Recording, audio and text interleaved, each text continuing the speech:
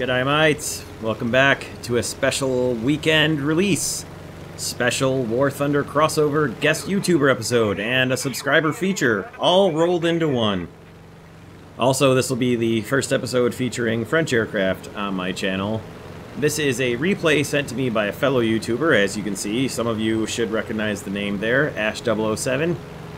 His YouTube channel is listed in the description below, so make sure you check that out. Go over, give him a look, check out some of his videos, and don't forget to subscribe to him.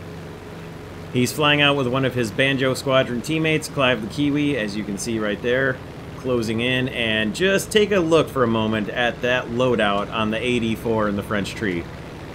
Besides the quad 20mm cannons, so double the 20mm cannons, same ultimate bomb loadout as you can see on underneath Clive's plane, and same Tiny Tim loadout underneath Ash's plane, but double the rockets along the wings as well as double the cannons. This thing is going to be a ground-pounding dream.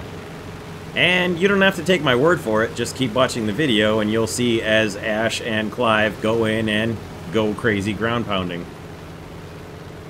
So as you can see, they're on Sicily, and we'll let the ground attacking play out here for a minute, and then get to what is going to be easily one of the most epic things I have seen in a War Thunder video, and I think is worthy of probably a Thunder Show submission, but that's kind of up to Ash, as this is his video, his replay, and, well, you'll see what happens when we get to it. It's about 6 minutes into the replay. In the meantime, however, this poor unfortunate DO-35 comes in making a low pass over the lake, and I'm sure he will carefully reconsider that again if he ever realizes there are a couple of AD4s in the battle, because this just doesn't go well for him at all.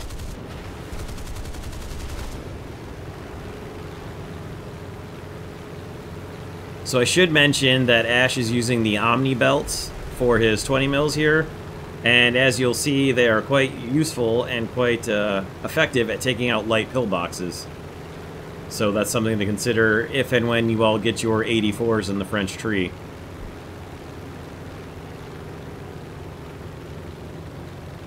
So ultimately, when you've got 24 base rockets plus 2 Tiny Tims or 3 gigantic bombs to go along with your 84s, you are going to have so much ground pounding that you can accomplish. It's just insane. The amount of score that they both end up with by the end of this battle is just beautiful.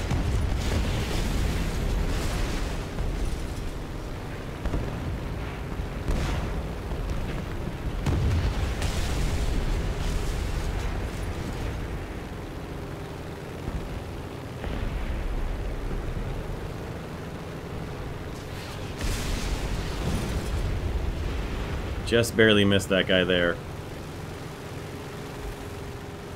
So this is one of those battles where you just wonder what the enemy team was doing. I'm sure they were occupied with the narvals and other aircraft up there, but it's amazing that somebody didn't come down to try and attack these two, as they were just ridding the sweeping up the battlefield of all the ground emplacements here over and over again, just completely unchallenged.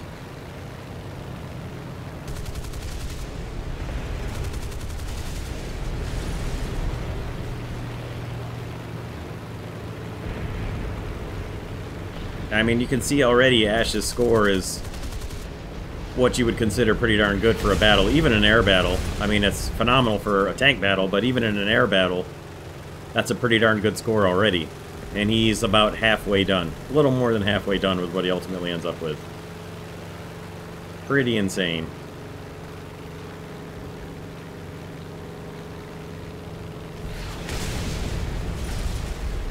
It does help when your rockets fly straight, I will say.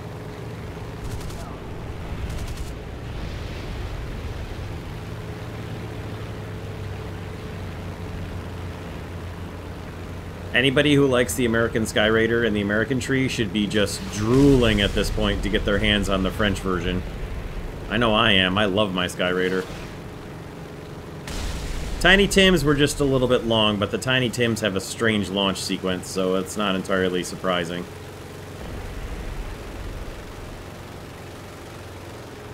So, rockets and underwing stores empty on Ash's Sky Raider.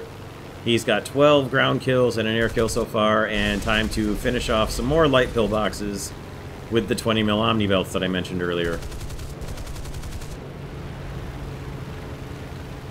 Now you can see some enemy aircraft are finally coming in to challenge them as they just flew overhead.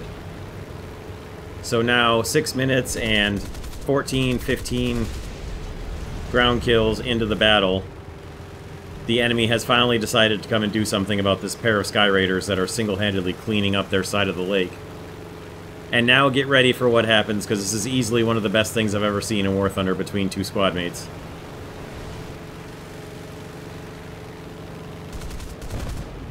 I love that this G56 comes in, makes a pass on Ash, and that doesn't stop Ash from getting one more kill. And now I'll stop talking until this bit is over.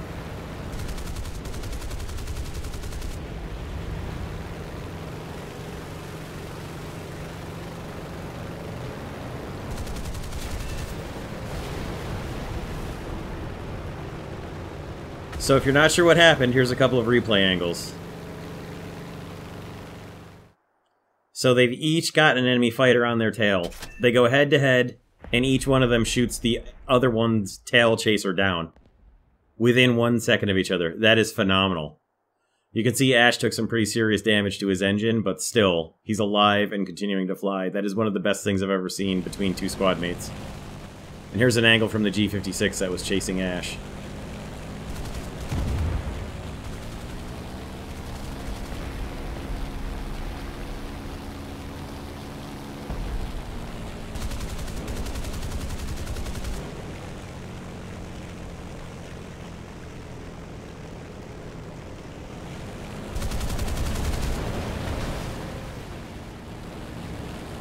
A little hard to see what happened there, but if you go back and look at the replay, you can see what happened, and you can also see at 6:43 and 6:44 seconds.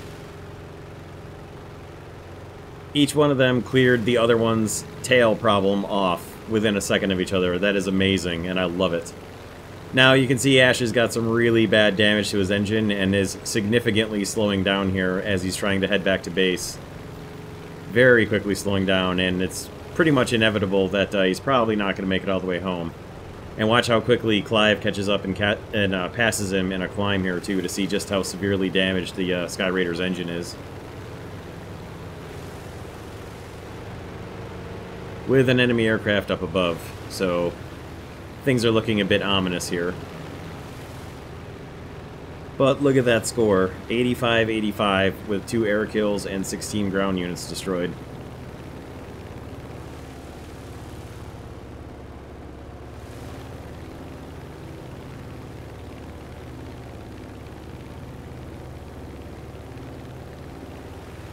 I'm guessing at this point Ash had just told Clive, just go, just make it back to base. There's no point in you getting caught up with me getting caught by the enemy here too. Which is happening. Now if you look up above, there's an F-8F making a game attempt to try and get to Ash in time to save him, but he's so low and so low energy that he basically has no ability to maneuver, and the K4 just riddles him. But still, 85-96 total score, 2 kills and 16 ground units destroyed.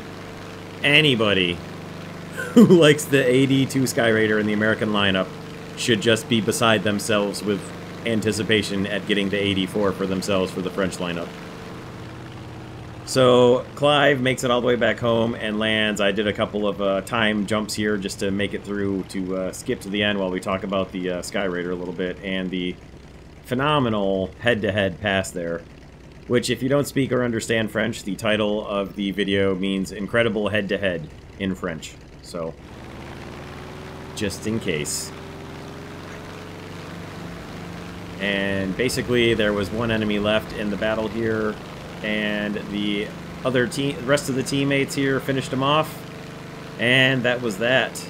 And you get a little last-second rocket barrage here from Clive, which just highlights just how many rockets the AD4 can carry.